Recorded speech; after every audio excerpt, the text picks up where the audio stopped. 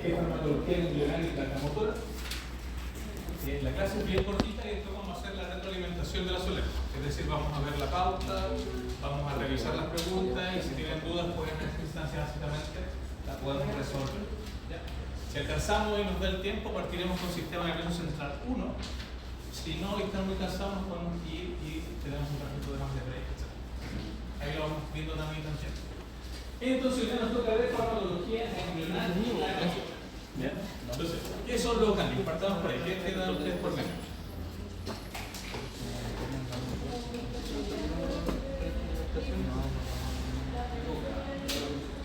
Un intermediario entre la periferia y el sistema nervioso central. ¿Ya? Entonces, hoy día básicamente vamos a ver que hay fármacos, silencio chicos, hay fármacos que van a actuar directamente en los ganglios. ¿Ya? Como recordarán de clases que ya hemos visto, los ganglios pueden tanto generar liberación de activar tanto por forma del sistema nervioso simpático como el parasimpático, porque en ambos básicamente hay ganglios. ¿Sí? Eso lo tenemos todo claro.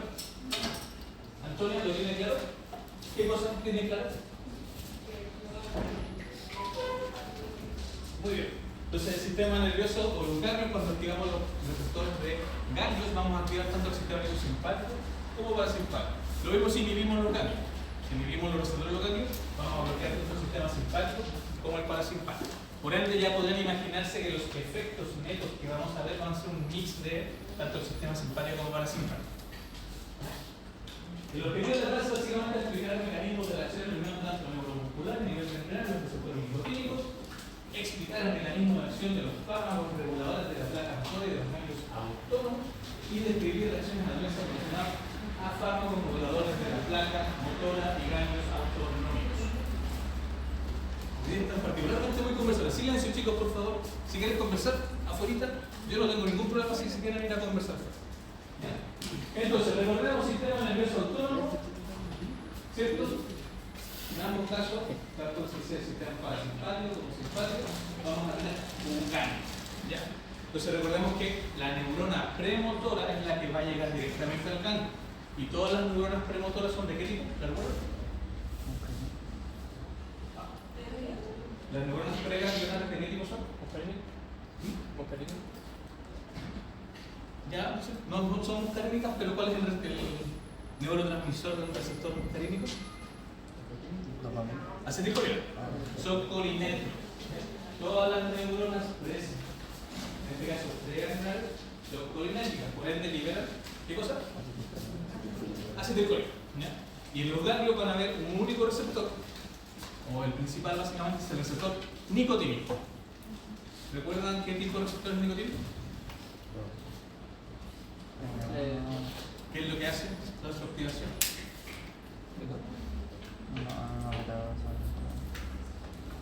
El receptor metabotrópico, nuclear, tirosina quinasa, ionotrópico. ¿Qué era? ¿Vale? Es un receptor ionotrópico. ¿Ya? Permite la entrada del ion sodio.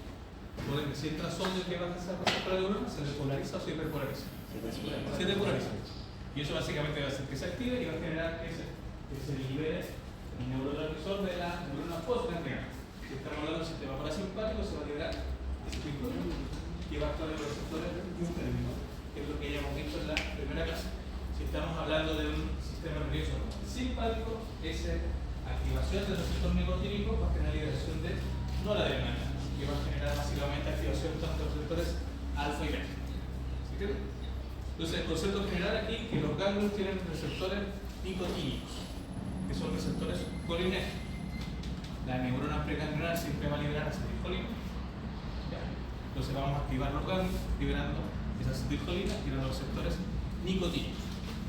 ¿Sí? Ese es el concepto general. Y en la placa motora, que es la segunda patita también que vamos a ver en esta clase, un poco de placa motora, ¿ya? Que también existe básicamente una neurona que va al sistema nervioso central, sus neuronas motoras y van directamente hacia el músculo esquelético. Esa neurona es colinérgica, es decir, libera acetilcolina y los receptores que se encuentran a nivel muscular también son nicotínicos. Entonces vamos a tener receptores nicotínicos tanto en ganglios como a nivel muscular. ¿Ya? Vamos a ver más adelante por qué podemos tener fármacos selectivos que actúen, por ejemplo, a nivel muscular y no actúan a nivel de ganglios y viceversa. ¿Ya? Entonces, ¿qué es un ganglio? Ya lo conversamos un poquito, pero un ganglio básicamente es una agrupación de cuerpos neuronales que se localizan fuera del sistema nervioso central. ¿Ya? Esto literalmente es como una carrera de relevo, donde básicamente el ganglio funciona como un centro de relevo. Es decir, llega el neurotransmisor, ¿cierto? Activa este ganglio, o el grupo cerebral que está en este ganglio, y básicamente manda una neurona hacia otra neurona. Es un centro de relevo. ¿Ya? Entonces cumple funciones muy importantes para transportar impulsos eléctricos conectando el cerebro con órganos específicos, actúan como estaciones de relevo en las vías de comunicación nerviosa y tienen tanto un rol tanto en el sistema nervioso simpático como el parasimpático. ¿Ya? Entonces nuevamente piensen en el ganglio como un centro de relevo. Básicamente la señal viene del sistema nervioso central, llega al ganglio, y en el ganglio básicamente, como se libera acetilcolina, se activan receptores nicotínicos, ¿cierto? Se depolarizan de estos cuerpos celulares y van a emitir o van a generar la depolarización de neuronas que van a proyectar a órganos específicos. Entonces nos sirve como un centro de relevo para generar proyecciones hacia otras regiones u órganos específicos, donde vamos a activar en este caso el sistema simpático o parasimpático, dependiendo el ganglio en el que estemos básicamente ubicados. ¿Se entiende? ¿Sí? Entonces, ¿qué tienen en común ambos ganglios? ¿Qué tienen en común? Ambos tienen receptores nicotínicos y como primera señal liberan neurotransmisor acetilcolina.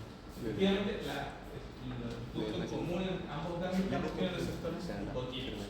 Y ambos básicamente se van a activar tras la estimulación de acetilcolina, con la liberación de acetilcolina, desde esta neurona pregangliar.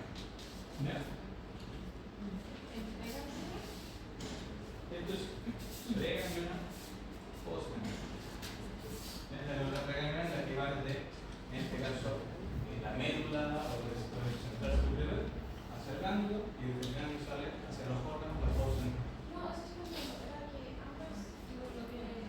Lo común es ambos tienen receptor nicotínico y ambas pregangliar liberan que eso también es acetilcolina. Eso también puede ser cosa. Y entonces existen fármacos que son agonistas ganglionares. ¿Ya? En este caso son estimulantes ganglionares. La verdad no se utilizan mucho. Vamos a ver también el por qué. ¿Ya? Dentro de ellos tenemos, por ejemplo, la nicotina, la bromelina, y este es un fármaco básicamente de investigación. ¿Ya? Se usa principalmente en investigación, ya sea en uso animal, en células. ¿Ya? Ahora, ¿cuáles son las respuestas de los agonistas ganglionares? Como les mencioné al principio, como estamos activando tanto el sistema simpático como el parasimpático, la respuesta esperable es un mix. Y muchas veces incluso no se puede determinar muy bien cuál va a ser la respuesta del paciente a largo plazo. ¿Qué se espera?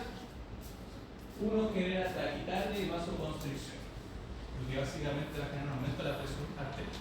¿Eso es característico de qué sistema? Simpático. También va a generar peristaltismo, relajación de esfínter y aumento de circulación. ¿Eso es característico de qué sistema? Parasimpático. Y también va a generar estimulación del sistema nervioso central y broncoilatación. Ambos son característicos también del sistema simpático. ¿Ya? Entonces, fíjate, es un mix de reacciones que van a generar estos fármacos. Por eso, por ejemplo, se explica mucha gente fuma, por ejemplo, para poder ir al baño. No sé si han escuchado eso que se fuma un cigarrillo para ir al baño. ¿Ya? ¿Por qué? Porque básicamente aumenta el activo, relaja esfínter, facilita esa sensación. También estimula el sistema nervioso central, por lo cual la gente básicamente puede estar un poco más concentrada, más organizada. El café también es diurético, pero por otras vías. Entiendo que estimula la hormona diurética, también tiene estimulación del sistema nervioso central, por eso es diurético, pero no por la central nervioso central, sino porque estimula la hormona diurética. Pero va por otra vía, nada que ver el café, la cafeína no. Y el alcohol también estimula, favorece la orina, también es diurético, también creo que tiene que ver más que nada por la estimulación de hormonas diuréticas y hormonas de liberación de orina. Pero no va por vía como Ángel. En vez de taquicardia no podría causar taquicardia. Vamos a verlo un poquito más adelante. Pero si en tormenta a largo plazo se puede tener respuesta un poco mixta. Efectos adversos de la nicotina pueden crear náuseas y vómitos. Por eso no sé si han visto o tienen algún compañero, quizás no está presente acá, típico que en alguna fiesta es persona que no fuma, pero tomando alcohol fuma. No sé si conocen a alguien así. Que tomando alcohol únicamente fuma y se puede fumar un cigarro o medio cigarro, y normalmente esa gente puede marearse con más facilidad con el consumo de un cigarro. ¿Ya?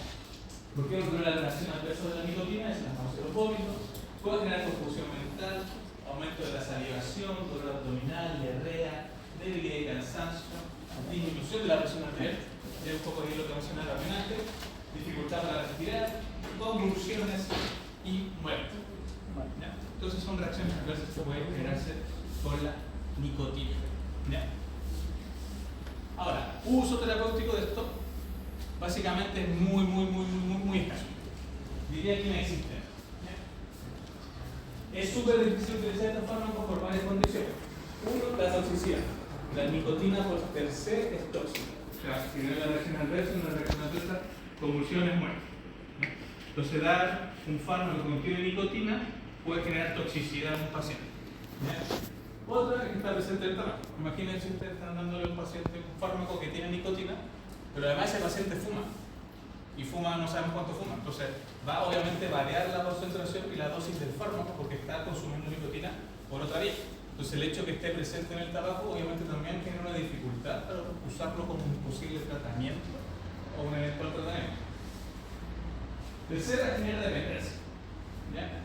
Y esto es muy importante porque el tabaco ha buscado ser una de las sustancias que genera más dependencia a nivel de drogas. ¿Ya? Incluso más que la marihuana, en algunos estudios se va incluso más que algunas drogas consideradas como duras, como morfina, heroína, etc. Entonces, está considerada como una de las más adictivas y las que generan más dependencia. Y tercero o cuarto punto en realidad, y no menos importante, es que tiene una respuesta compleja e impredecible. Imagínense ustedes básicamente están tratando a un paciente con nicotina, ¿cierto? Y lo están tratando meses con nicotina. ¿Qué es lo que podemos ver con la opción anterior, por ejemplo? ¿Qué aumenta? ¿Sobre qué receptor estaría actuando? Aumenta la presión arterial. ¿Sobre qué receptores eventualmente dice estar actuando? Sabemos que actúa sobre el receptor nicotínico. ¿Cierto? Y eso va a generar liberación de adrenalina o noradrenalina. ¿Y esa noradrenalina dónde va a actuar para aumentar la presión arterial? ¿Receptores? ¿Cuál beta? Beta 1, que es el corazón, y además, ¿qué hay en músculo liso? Beta 2. Ya, pero beta 2 genera vasodilatación, eso no va a ayudar nada. Alfa 1, que genera vasoconstricción. Ahora, recuerden que estos receptores son receptores ¿de qué tipo? Muscarínico. Ah, ¿Muscarínico? no, muscarínicos son los de acetilcolina. ¿Metadópico? Metabotrópicos. Metabópico. Son receptores metabotrópicos. Y recuerda un proceso por el cual todos los receptores metabotrópicos pueden pasar luego de su hiperactivación. Si se activan mucho, ¿qué pasa con esos receptores? Desensibilización. Se desensibilizan, ¿cierto? Van a perder sensibilidad y se van a internalizar por el mecanismo que da problema. Entonces, ¿qué va a pasar ahora con la respuesta a largo plazo? A disminuir. La presión arterial Disminuir. va a disminuir, o debiese disminuir. Pero piensen que además de estar activando el sistema nervioso simpático en este caso, también estamos activando el parasimpático.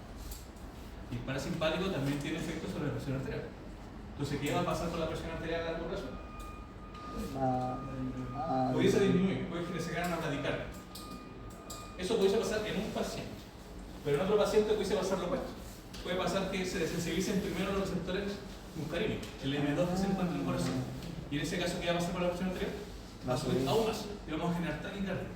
Entonces, tenemos una respuesta compleja porque también hay mecanismos de sensibilización, de tolerancia que se asocian básicamente a la sobreestimulación y que realmente en un paciente no podemos determinar cuál se va a generar primero, si se va a generar simultáneamente. Podemos que tengan un paciente súper bien todo el tiempo y no pasa nada, como tenemos uno que puede generar taquicardia, otro taquicardia. Entonces, tiene respuesta, tiene lo que decía acá, una respuesta compleja e impredecible, ¿ya? Que tiene que ver con estos mecanismos y estos procesos. ¿Se entiende? Ahora, el uso que tiene básicamente hasta el día de hoy es el control del tabaquismo, lo usa principalmente en partes y chicos. ¿Ya? Cada vez más desuso, la verdad. No es como de la preferencia de fármaco, de hecho hay fármacos que se usan como el bupropión, que son clasificados como antidepresivos, los que se utilizan para dejar de fumar, incluso benzodiazepina, etc. No es como el tratamiento ideal Yo, de hecho, las veces que trabajé en farmacia, creo que nunca vi parches. No sé si al día de hoy se sigue utilizando, si ustedes lo saben, pero la verdad es que es una terapia como que va en desuso por todos estos usos que dificultan básicamente el tratamiento. La toxicidad, que se encuentra en trabajo, generan dependencia, y obviamente también esta respuesta compleja es impredecible. ¿Se entiende? ¿Sí? Súper. Entonces, eso son los agonistas. Y tenemos también bloqueadores de la es decir, antagonistas de estos receptores nicotínicos renales. Son antagonistas competitivos de los receptores nicotínicos renales. Se utiliza primeramente como antihipertensivos, pero se usaban como antihipertensivos principalmente durante procedimientos o cirugía. No es como para que el paciente se lo tome en su casa. No. Y en general tienen bastantes problemas porque están, como ya podrán imaginar, acompañados de muchos efectos no deseados. Porque estamos en este caso bloqueando tanto el sistema simpático como el parasimpático. Entonces también vamos a tener una respuesta mix de los efectos y de los posibles también efectos adversos. ¿Cuáles son los fármacos? Está el hexametonium, el trimethoprim y el mecamilamina. El trimethoprim, básicamente, dentro de su uso, alguna vez se utilizó para la inducción de hipotensión controlada durante una cirugía para reducir el sangrado y la reducción rápida de la presión arterial y el tratamiento de emergencia hipertensiva. Como les digo, actualmente no se utiliza mucho, no son los fármacos de primera línea ni de segunda línea, me atrevería a decir que casi que no existen en el mercado. ¿Por qué? Porque tienen un gran problema que son dos efectos no deseados debido tanto a bloquear el sistema simpático como al parasimpático. Entonces seguimos bien que los agonistas como la nicotina aumentan la presión, esto en general la van a disminuir. Pero obviamente también conlleva un montón de reacciones adversas por el bloqueo del sistema tanto simpático como parasimpático. ¿Cuál es el efecto? Básicamente, y ese efecto lo tengo que depender del tono predominante. ¿A qué me refiero con el tono predominante? Me refiero a que basalmente, no sé cómo estamos ahora, basalmente, hay un tono, ya sea el simpático o el parasimpático, que está en mayor medida. Está mayormente activado basalmente.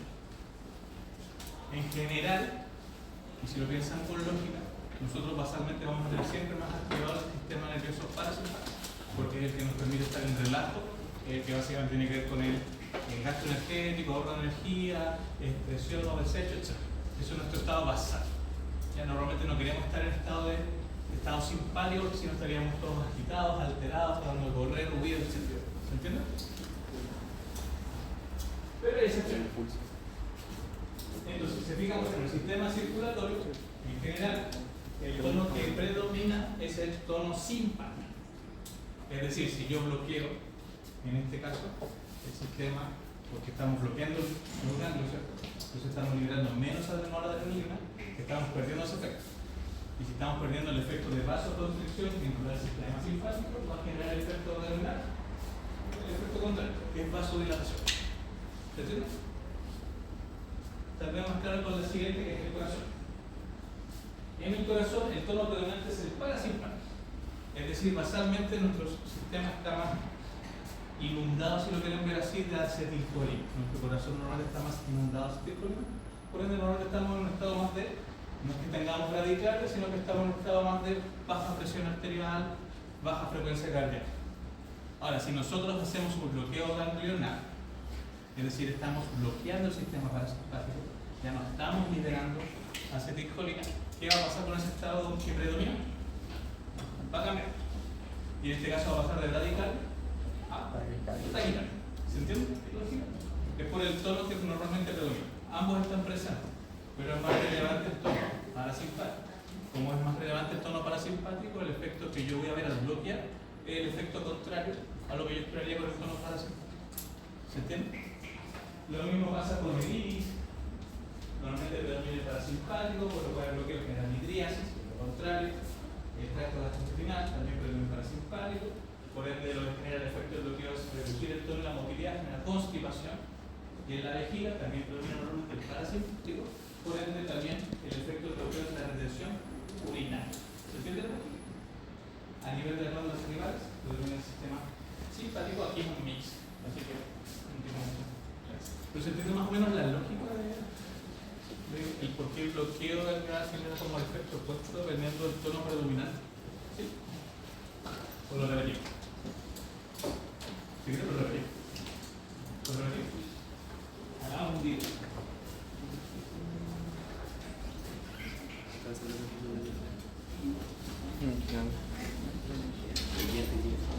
La cagó, yo que... No, vale. Cuidado.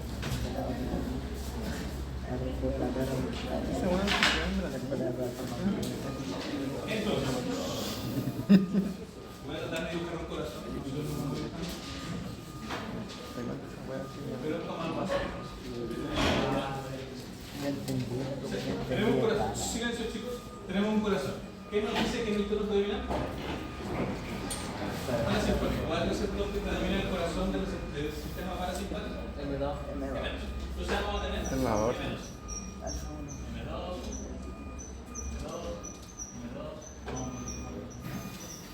¿Y cuál sería el receptor contrapuesto del sistema simpático que se expresa predominantemente en el corazón? ¿Beta 2? No, ahorita no es pulmones. Alfa 1. También es 1, pero no es alfa. Beta 1. Beta 1. Entonces tenemos receptores Es beta 1. beta 1. Beta 2. ¿Cuál de los dos predomina más? M1. Gemelos, ¿cierto? ¿Por qué? Porque básicamente vamos a tener más acetilcolina aquí dando vueltas. ¿Y qué menos predominante es? Beta 1. Entonces, piensen que en esta situación, si nosotros graficáramos esto en el tiempo, por ejemplo, y en frecuencia cardíaca, nosotros tendríamos, no sé, frecuencia cardíaca normal 60. Pensamos que es 60. ¿Cierto?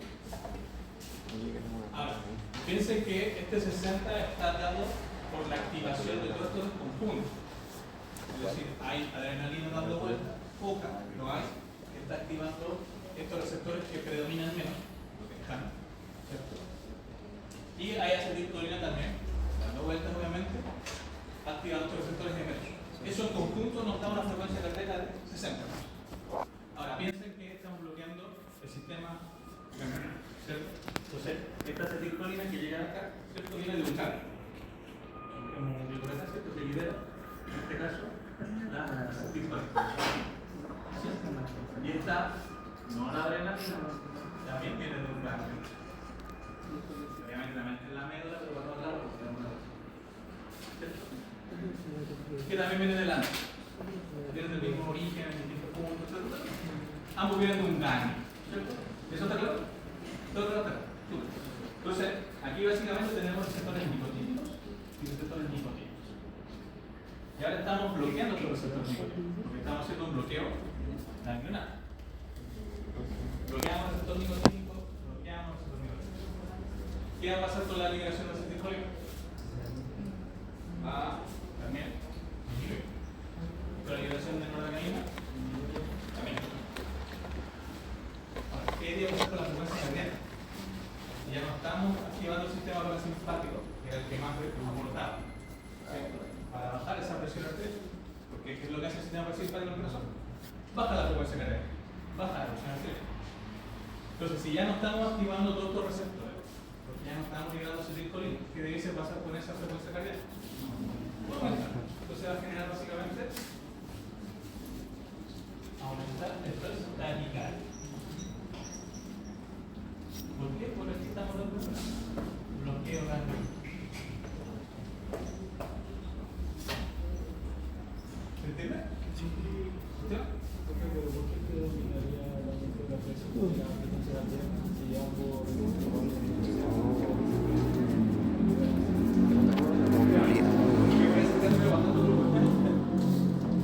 solamente se activa esto casualmente, o sea, normalmente hay liberación tanto de acetilcolina como noradrenalina. Entonces, basalmente están activados ambos receptores, y eso en estado basal predomina el sistema parasimpático, es más relevante. Por eso, si ambos se bloquean, ¿cuál es el que predomina más? ¿Cuál es el que aportaba más a la ecuación? Al efecto neto, el parasimpático. Entonces, si ahora perdemos el efecto principal del parasimpático, le quedamos al contrario. Y bien, también estamos perdiendo el efecto de que tiene el simpático, como pesa como que menos, te queda pero el efecto neto, muy voluminoso arriba. Muy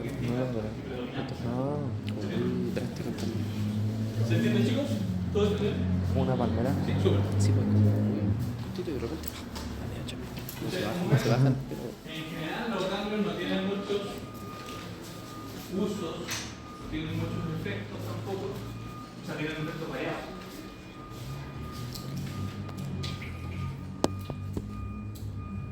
Efectos adversos del bloqueo ganglionar, en este caso tenemos alteraciones visuales, sequía de gota, dificultad renal, síncope causado por hipotensión muscular, hipotensión marcada, estreñimiento, ciclopegía, que es básicamente ver como... y eso es básicamente fármacos ganglionares. Como se fijaron, no es mucho. En realidad tampoco hay mucho que preguntar al respecto, más allá de conocer tal vez receptores nicotínicos, los usos principales, alguna reacción adversa. ¿Ya? Los bloqueadores ganglionares en general casi no se utilizan, se utilizaban originalmente un poco para bajar la hipotensión, particularmente en cirugía, pero hoy en día no tienen mucho uso. Síncope desmayo. ¿Ya? Y nos queda la segunda parte de esta corta clase, que es básicamente la farmacología de la placa motora. ¿Ya? Entonces para eso tienen que recordar un poquito de cómo funciona la placa motora. Esto lo vieron probablemente en fisiología, algo así, así que vamos a ir rapidito. Pero tienen que recordar que tenemos miosina. ¿Recuerdan miosina? ¿Recuerdan los sarcómeros? Los sarcómeros básicamente es la unidad funcional estructural del músculo, ¿cierto? Y estos sarcómeros pueden estar en un estado estirado o en un estado contraído. ¿Ya? Eso es básicamente lo que nos genera la contracción. ¿Ya? Y eso básicamente está dado porque dentro de los sarcómeros hay dos fibras que son la actina y la miosina. Y ellas son capaces de movilizarse generando estos procesos de contracción y relajación. ¿Ya? Entonces, normalmente las cabezas de miosina lo que hacen es hidrolizar, se fijan en esta figura, hidrolizan ATP, lo que las revienta y las carga de una forma de energía. ¿Ya? Estas cabezas de miosina, que están acá, ¿ya? Se unen básicamente a la actina. ¿Sí?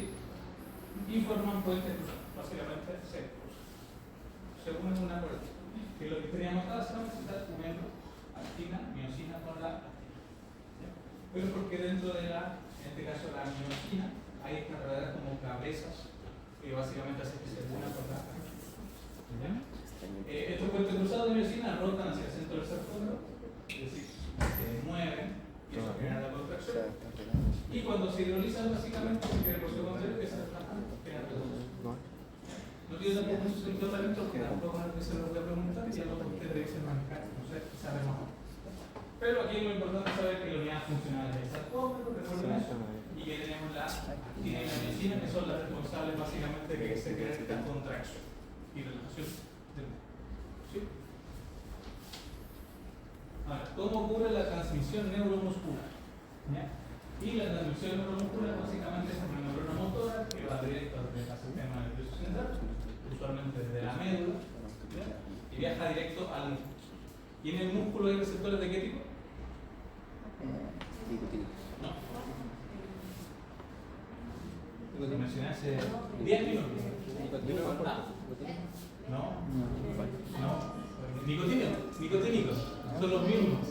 ¿Ya? Tenemos también receptores nicotínicos. Entonces, ¿cómo se crea esta transmisión neuromuscular? Básicamente, el nervio, o en este caso la neurona, básicamente, genera liberación de acetilcolina. ¿Ya? La acetilcolina básicamente va a generar activación de receptores nicotínicos, se va a generar la depolarización de estas neuronas, lo que va a generar un incremento en la permeabilidad tanto al sodio y potasio. Esa depolarización básicamente lo que ocurre es que se transmite como entre todos los tejidos. Entonces básicamente llega a una zona del músculo y eso se transmite entre los diferentes sarcómeros, generando básicamente la contracción completa del músculo. ¿Ya? Súper sencillo, simplemente básicamente viaja de alguna forma esta neurona motora, ¿cierto? Esta neurona motora contiene acetilcolina, se libera acetilcolina, dentro del músculo hay receptores nicotínicos, se activan los receptores nicotínicos, se genera depolarización y esa depolarización es capaz de transmitirse entre las diferentes subunidades, básicamente generando la depolarización completa de todas las unidades, generando contracción, en este caso relajación dependiendo cada uno. Y acá básicamente se muestra, bueno, después básicamente hay hidrólisis de la acetilcolina. ¿Quién hidroliza la acetilcolina? ¿O quién degrada la acetilcolina? Acetilcolina esterasa. La acetilcolina esterasa. ¿Ya? Y básicamente que sale el SPED es como la ampliación, ¿cierto? La difusión, que se amplía las señales de una forma, la excitación en el club, que es la contracción. Lo que ven a la derecha de la imagen básicamente son fármacos, moléculas, drogas, sustancias que pueden inhibir cada uno de estos procesos. Por ejemplo, la liberación de acetilcolina se puede inhibir con hemitolinio, toxina botulínica, proteína, magnesio, ausencia de calcio. Y así para cada uno de estos procesos. Entonces aquí lo importante es simplemente entender que una vez llega la señal, que llega por la liberación de acetilcolina, que activa un receptor nicotínico, esa señal se dispersa entre las diferentes subunidades o sarcómeros. Y eso genera una contracción total del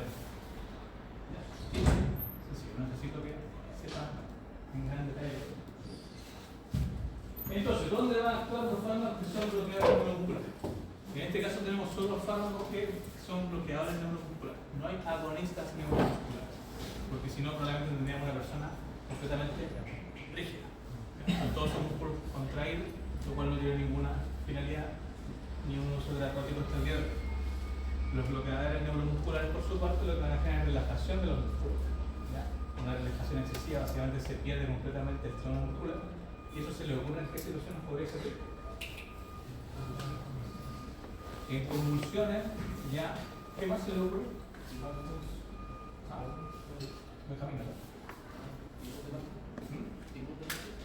¿Tipo C? Ya, no, pero no hace sentido. Espasmos, se ocupan en cirugía. Se ocupan en cirugía para evitar básicamente el movimiento involuntario. Normalmente los pacientes de esa que tengan anestesiado pueden tener algunas reacciones como musculares que son por reflejos. ¿Ya? Entonces, para evitar esos reflejos, evitar esos movimientos involuntarios, normalmente se utilizan los bloqueadores neuromusculares. Además, que nos permiten usar dosis más bajas de anestesia, lo cual básicamente hace que la anestesia sea un poco más seca. Entonces, tienen que pensar que básicamente estos fármacos, ¿han visto Harry Potter? Cuando pierde el hueso, ¿no han visto Harry Potter? ¿No han visto Harry Potter? ¿Cómo no han visto Harry Potter? Cuando pierde básicamente el hueso del brazo y que no un brazo así como así. Ya, esto básicamente genera lo mismo en todo el cuerpo. Básicamente genera que el paciente quede en un estado como atónico, sin rigidez muscular. Entonces perdemos toda la rigidez muscular. Obviamente en situaciones como no es para usar un paciente como despierto, sino en situaciones de cirugía. ¿Se entiende? No, bonita caracoles. Entonces, ¿dónde van a actuar? Van a actuar en receptores nicotínicos. Y básicamente recuerden que el receptor nicotínico es, silencio chicos, el receptor nicotínico es un canal. ¿Ya? Que tiene varias unidades, dentro de ellas unidades alfa, beta y unidades gamma. Ahora, hay 17 isoformas del receptor nicotínico. ¿Y por qué podemos tener fármacos que sean selectivos o bloqueadores neuromusculares? Porque uno podría pensar a priori que si yo uso un bloqueador neuromuscular, también podría estar afectando los cambios en ambos receptores nicotínicos. ¿Sí? Entonces, ¿por qué básicamente tenemos esa selectividad? Y es porque hay solo una isoforma a nivel muscular. Si bien existen 17 isoformas del receptor nicotínico, es decir, hay 17 formas en las que se estructuran básicamente estas diferentes subunidades, porque hay 3 diferentes esquemas. A nivel muscular existe solo una. Entonces podemos hacer fármacos que sean selectivos a esa isoforma. ¿Entiendes? Porque solo se expresa a nivel muscular. Entonces, 17 isoformas en el receptor nicotínico, solo una isoforma a nivel muscular, eso explica básicamente la selectividad de estos bloqueadores neuromusculares. Y existen de dos tipos los bloqueadores neuromusculares. Existen los que se llaman depolarizantes y los otros se llaman no depolarizantes. ¿Ya? Dentro de los depolarizantes existen la oximethilina, el gametonio. Y dentro de los no depolarizantes, que son los más utilizados hoy en día, está tracurio, tocoplanina, rocuronio, rocuronio, entre otros. Entonces son bloqueadores neuromusculares. Usualmente no lo van a dar en farmacia, no lo van a dar en ninguna parte, excepto si trabajan en un hospital, probablemente van a dar la parte más de hospitalaria. ¿Por qué? Porque se utilizan normalmente junto con fármacos como algunos anestésicos generales y se utilizan netamente en cirugías. Ya vamos a ver el curso, pero el uso principal es en cirugía, ya que básicamente impide movimientos involuntarios y nos permite reducir las dosis de anestesia. Entonces tenemos los bloqueadores neuromusculares depolarizantes. ¿Ya? ¿Y por qué se llaman depolarizantes? Porque en realidad tienen dos fases diferentes y una de ellas es una depolarización. ¿Ya? Entonces hay una fase 1 donde el canal de sodio, cuando hablamos del canal de sodio nos referimos al receptor nicotínico, que es un canal, ¿ya? Asociado al receptor nicotínico es abierto. Si se abre el canal de sodio, ¿qué va a pasar con el sodio? Cuéntame. ¿Y qué va a pasar a nivel neuronal o de con la célula? Se va a depolarizar. Si estamos hablando del músculo, ¿qué dice pasarle al músculo? Se contrae. Se va a contraer. Entonces, la unión persistente de la succinilcolina, en este caso con el receptor neuromuscular, transforma el receptor en incapaz de transmitir futuros impulsos. Esta fase es asociada con fasciculaciones musculares. ¿A qué nos referimos con fasciculaciones musculares? Lo que decía el compañero, son contracciones musculares. Como que el paciente se puede sumar. Entonces, es depolarizante porque tiene esta primera etapa donde básicamente se activa el canal. El canal se activa, se abre y esa apertura hace que de alguna forma se bloquee de forma permanente, que no se pueda volver a abrir. ¿Bien? Ese periodo va asociado con estas fasciculaciones musculares que son verdaderas contracciones a nivel de los músculos. ¿Bien? Y hay una fase 2 donde los canales van a cerrarse y va a ocurrir la depolarización, haciendo que esta unión neuromuscular sea resistente a la depolarización y entonces se presenta esta parálisis flácida, que es lo que uno básicamente busca en el paciente, que esté completamente absorto, sin rigidez muscular. ¿Se entiende? Entonces son depolarizantes básicamente porque su proceso para generar el bloqueo involucra una depolarización previa, donde se van a abrir los canales, luego eso se van a cerrar y van a quedar de alguna forma incapaces de volver a abrirse. ¿Ya? Van a quedar bloqueados. ¿Se entiende? Y los bloqueadores neuromusculares no depolarizantes básicamente no crean esta depolarización y bloquean directamente el receptor nicotínico sin activación del receptor. Entonces la única gran diferencia, los depolarizantes van a activar el receptor por un periodo breve, luego lo van a bloquear y se cierra permanentemente, mientras que los no depolarizantes lo van a bloquear directamente sin tener esa activación del receptor. ¿Se entiende? ¿Sí? Ahora, usos terapéuticos, como ya les mencioné, primero relajación muscular como adyuvante de anestésicos. ¿Ya? No podemos dar solo un bloqueo neuromuscular, también se tiene que dar un anestésico. Cada uno cumple su rol. El anestésico básicamente hace que el paciente pierda conciencia, se duerma, etc. Mientras que no sienta dolor, que se impide básicamente la señalización, mientras que el bloqueo neuromuscular simplemente nos deja un paciente autónomo, sin rigidez muscular, evita también estos movimientos voluntarios, etc. Se utiliza también en prevención de traumas en terapia electroconvulsiva. Vamos a ver cuando veamos convulsiones, creo, un poco de, no lo vamos a ver en el fondo, pero sepa simplemente que se utiliza el libro de la terapia electroconvulsiva en diferentes patologías neuropsiquiátricas y se utiliza como adyuvante básicamente para prevenir traumas, es decir, que el paciente se golpee, por ejemplo, por movimientos involuntarios, etc. Se utiliza básicamente un bloqueador también neuromuscular. Y también se puede utilizar para facilitar algunos procesos como perturbaciones, endoscopía, etc. Para evitar también que el paciente se mueva, etc., que tenga algún tipo de complicación. Básicamente también movimientos involuntarios. ¿Se entiende? ¿Todo está acá? Ahora, ¿cómo se elige básicamente qué utilizar? Hay varios factores dentro de esta duración del procedimiento, factores consistentes que afecten básicamente al bloqueador neuromuscular. Si tenemos un fármaco, por ejemplo, que se metaboliza principalmente por el hígado, no vamos a darle a un paciente con daño hepático ese fármaco. Vamos a preferir otro que no se metabolice por esa vía. A eso se refiere segundo. Y efecto adverso y metabolismo del fármaco. Aquí simplemente una tabla. Probablemente no la van a ver ahora, no la vamos a empezar en este momento, así que no pierdan tiempo vendiendo, no es algo que les vamos a preguntar, pero que les puede servir cuando estén en el teléfono, clínica 1, clínica 2, yo qué sé. ¿Ya? Donde básicamente se muestra la duración, el inicio, cuánto tardan en iniciar su efecto, cuánto dura el efecto y cuál es el principal modo de eliminar. En base a esos parámetros, normalmente uno puede escoger cuál fármaco utilizar frente a algún tipo de cirugía. Por ejemplo, la succinilcolina tiene un inicio de duración de 1 minuto aproximadamente, desde que se da, pero su duración efecto es de 6 a 10 minutos. Es una duración súper corta, probablemente nos va a servir para hacer procedimientos REC, como intubación, etc. A diferencia, por ejemplo, del atracurio o el mercuronio, que tarda 3 minutos y tiene, no sé, 45 minutos de duración. O incluso algunos que tienen larga duración, como el pancuronio o el metoclopramida, que pueden llegar incluso cerca de 2 horas de duración. ¿Sí? ¿Se entiende? Dicen que todos estos fármacos, la mayoría se usa justo con anestesia. Pues además de utilizar el fármaco, se utiliza anestesia. Usualmente nos sirve principalmente en la primera parte de la cirugía, donde uno quiere abrir al paciente, conectar, donde pueden haber normalmente más movimientos involuntarios, por acciones de algunos reflejos.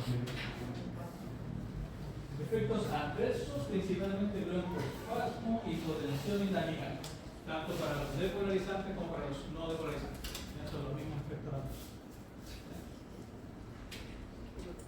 Y si bien no hay antagonistas, en este caso agonistas, neuromusculares, hay fármacos que no son antagonistas del bloqueo neuromuscular. ¿A qué nos referimos? Básicamente imagínense un paciente que está hospitalizado, pasó la cirugía, pero el bloqueo neuromuscular por algún error del médico permaneció más tiempo del que uno esperaría. Ya porque dio una dosis alta, entonces permaneció por más tiempo el efecto del bloqueo neuromuscular. Entonces nosotros queremos revertir ese efecto del bloqueo neuromuscular. Entonces para eso básicamente hay fármacos. ¿Ya?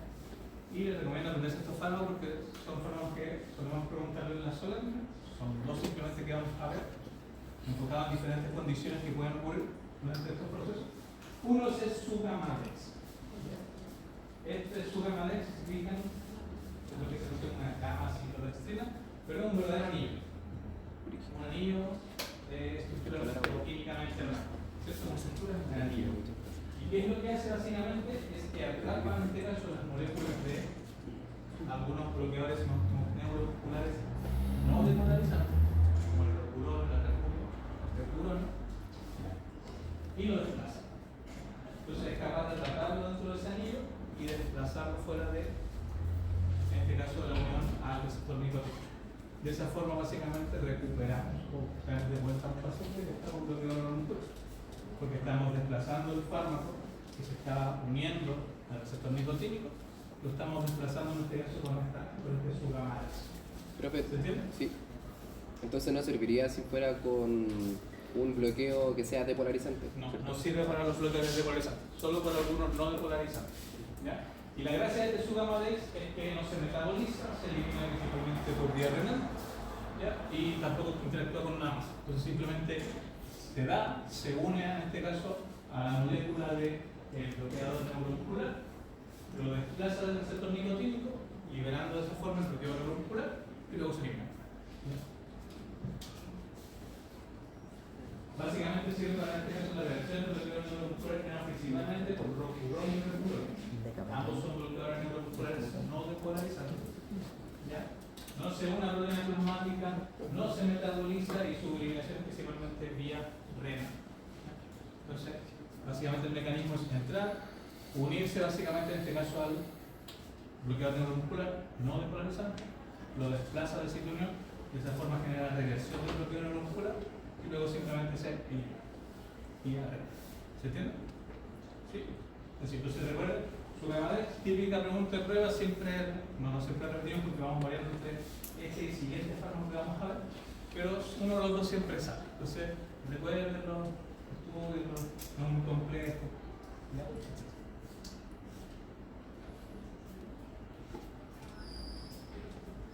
Y tenemos bloqueadores neuromusculares de acción central, que ya son como más parecidos a lo que ustedes pueden conocer en la farmacia, más que bloqueadores neuromusculares, podemos entenderlos como relajantes musculares, ya como son el baclofeno, benzodiazepina, ciclohexaben.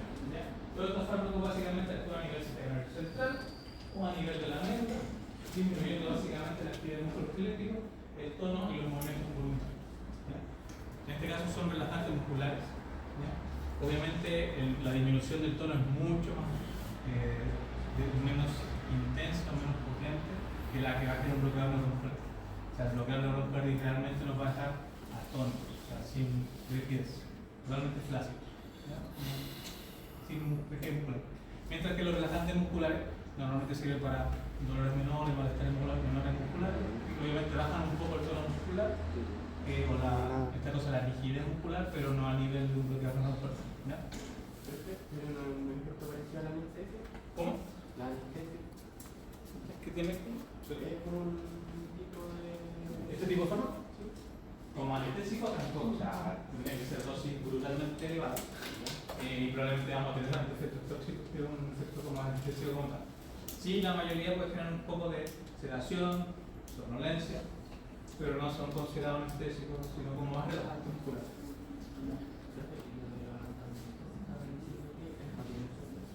¿El de Sucamadex? Sí, es bastante rápido, no sé cuál es exactamente el tiempo, pero como son intravenosos tienen acción muy rápida. ¿Sí? ¿Todo claro con esto? Porque nos queda un fármaco más que ocurre también en procesos de cirugía. No sé si han escuchado de la hipertermia maligna. ¿No? La hipertermia maligna básicamente es una enfermedad. Es una enfermedad hereditaria. ¿Ya?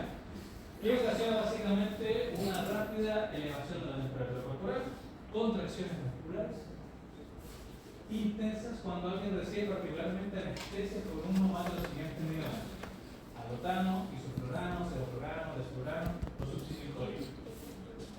Entonces básicamente esto ustedes no saben que lo tienen hasta que lo someten a una cirugía y pase el evento, literalmente.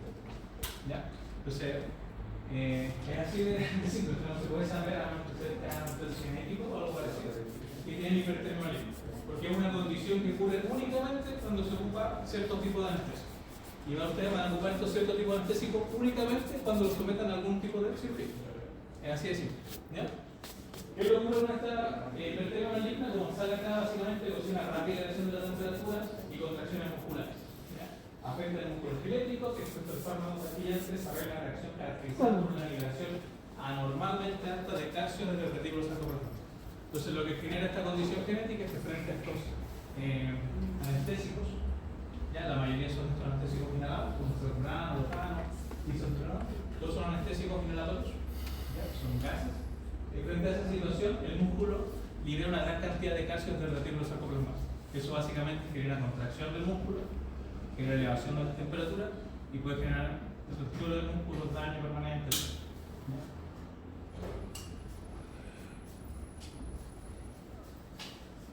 ¿Qué es lo que voy a generar? Acidosis respiratoria, rigidez muscular, destrucción muscular, acidosis metabólica, fiebre, manifestaciones cardíacas, puede llegar a generar taquicardia sinusal, taquicardia ventricular, y eso todo es básicamente hereditario. Pero eso si sus padres, por ejemplo, por alguna cirugía se regresaron en hipertermia maligna, probablemente ustedes también lo tengan. Es una condición un poco extraña, no es tan común y tan frecuente que los asusta, pero existe. No sé si es decisivo o dominante, no mentiría. ¿Ya? Pero si hay ustedes familias de esto, es probable que también en caso de que tengan una cirugía, es importante que lo hagan. Ahora, lo bueno de esto es que existe un fármaco. ¿Han escuchado de que en la farmacia existe un territorio mínimo? ¿Sí? ¿Han escuchado que en las farmacias existe un territorio mínimo de fármacos? La farmacia, para los que no sepan, existe un territorio mínimo por ley que deben contener ciertos fármacos, que deben vender al público, deben tener siempre disposición. Eso es por ley. Es lo que se conoce como el territorio mínimo. A nivel hospitalario existe algo parecido, también una especie de territorio mínimo de fármacos que deben existir como la canasta básica en cualquier hospital. Y dentro de esos canastas existe el fármaco que es básicamente el antídoto ante esta situación.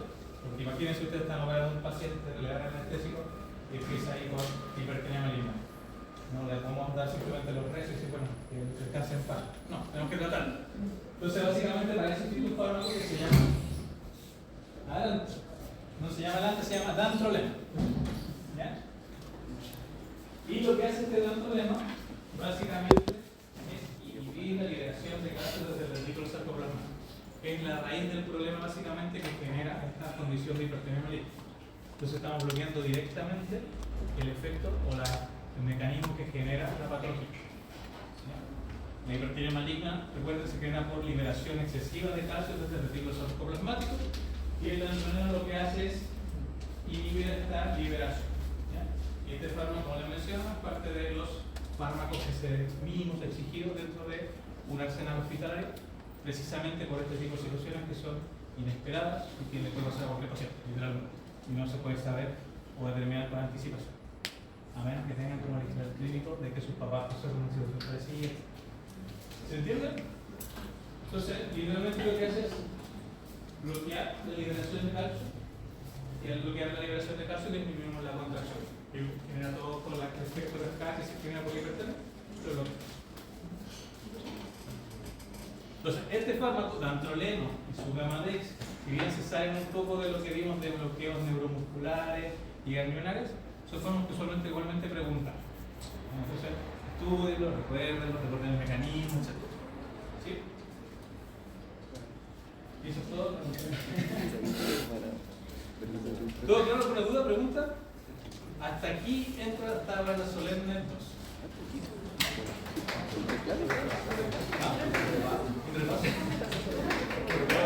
O sea, ahora nos toca ver, vamos a hacer la retroalimentación de la solemne.